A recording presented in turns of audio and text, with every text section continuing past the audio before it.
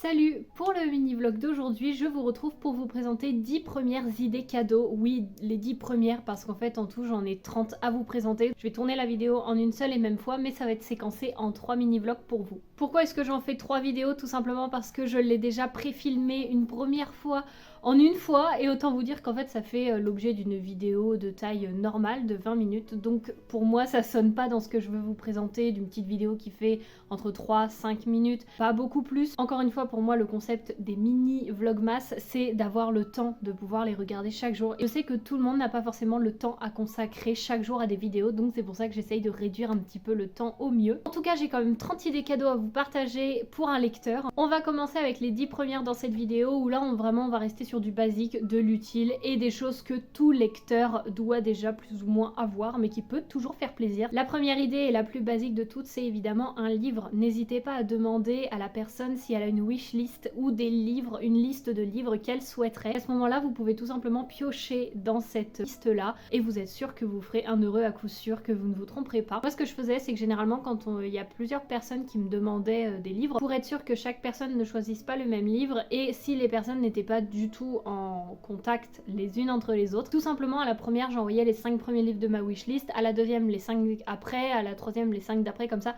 Vous êtes sûr que dans tous les cas, en fait, les livres ne se croiseront pas et que vous n'aurez pas de doublons. Dans le très basique, il y a l'incontournable marque-page que vous pouvez faire vous-même, faire par quelqu'un, que vous pouvez trouver tout simplement dans l'univers d'un livre fait par un petit créateur. Ça peut être en papier, en plastique, en métal, enfin vraiment il y a plein de sortes de marque-pages qui existent. À chaque fois j'essaierai de vous mettre dans la description des petits créateurs que je trouve ou les marque-pages, je trouve ça sympa, enfin en tout cas tout ce que je vous présente dans cette vidéo. Je vais essayer de vous mettre un maximum de ressources, donc n'hésitez pas après à aller farfouiller là-dedans. On reste dans l'incontournable, le tote bag. Alors même si à prendre avec des pincettes parce que je trouve que maintenant c'est le truc que tout le monde a et que tout le monde ne sait plus quoi en faire, mais ne sait-on jamais, il y a peut-être un univers ou un tote bag que vous pouvez offrir qui va vraiment plaire à la personne. Moi je sais que j'en ai un personnalisé que j'avais fait, faire, que j'avais demandé. Et c'est un sac que j'ai depuis des années et que je me sers toujours autant parce que c'est vraiment un sac personnalisé que j'adore.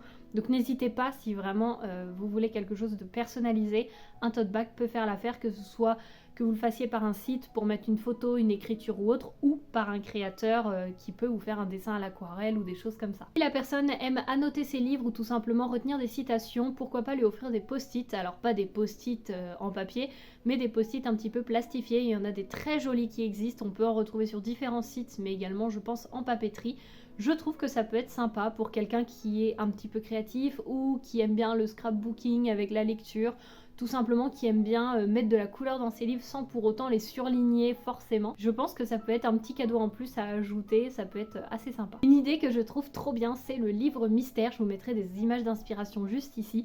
Si vous savez à peu près ce que la personne aime ou si vous pouvez soit le faire vous-même ou le faire par quelqu'un, je trouve que c'est une trop bonne idée.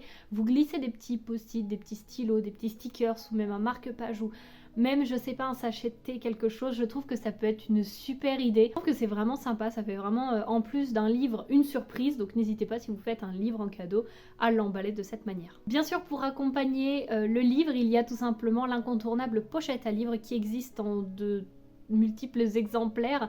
J'en ai jamais vu pour les BD mais je pense que ça existe et je pense que ça peut être fait, il suffit d'avoir les mesures et vous pouvez soit la faire vous-même, soit la faire par un créateur ou quelqu'un qui sait coudre un minimum. Mais en tout cas vous avez de tous les formats, manga, poche, brochet, collector. Moi je sais que j'ai pas mal de pochettes à livres, ça me sert toujours parce que franchement quoi de mieux pour protéger ses livres quand on les embarque avec soi. Et si jamais la personne est plus team liseuse, ça peut être tout simplement une pochette à liseuse. Moi je sais que ma maman m'en avait fait une, j'ai reçu ma liseuse et en fait c'est une petite pochette qui fait quasiment pile la taille et comme ça elle est bien glissée dedans, elle ne glisse pas. Elle me suit vraiment partout, c'est-à-dire que partout où j'emmène ma liseuse, et bien je l'emmène avec, ça la protège vraiment bien. Et donc c'est tout naturellement que je vais vous dire comme cadeau pourquoi pas une liseuse. Cependant attention, il faut être sûr que la personne en souhaite une et que la personne n'en ait pas déjà une. Ça peut être un cadeau discuté avec la personne, sachant qu'il faut également prendre en compte que c'est un plus gros budget. Donc pourquoi pas, si jamais ça peut être un cadeau en commun ou autre, ça peut rester quand même une bonne idée pour un lecteur. J'en viens déjà à ma 8e idée cadeau, c'est tout simplement une tasse, un mug,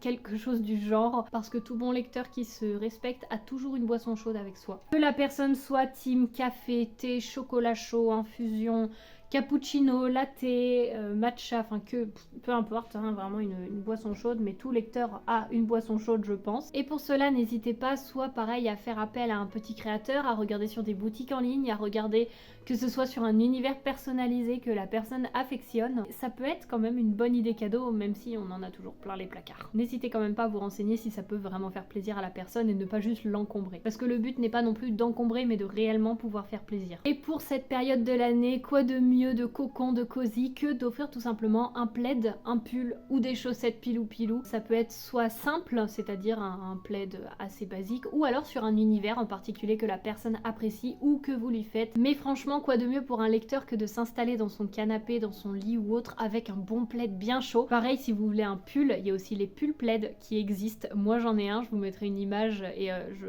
passe mon hiver avec. Je vous avoue que c'est un investissement.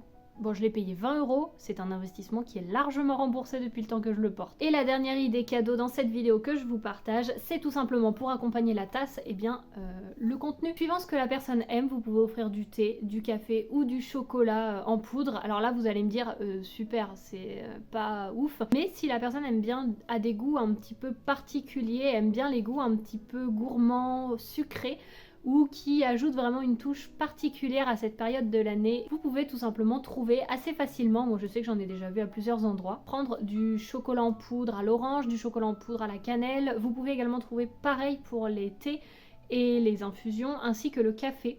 Moi je sais que j'ai du café au caramel, j'ai du café à la vanille, j'en ai déjà eu je crois au pain d'épices.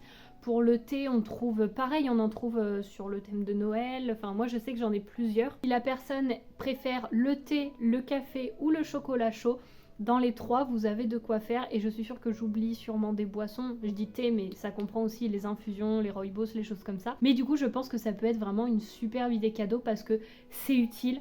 C'est gourmand et ça fera plaisir à la personne à coup sûr. Voilà pour les 10 premières idées cadeaux, je vous retrouve dans quelques jours pour vous présenter les 10 suivantes. Et sinon je vous dis quand même à demain pour le prochain Vlogmas. Salut!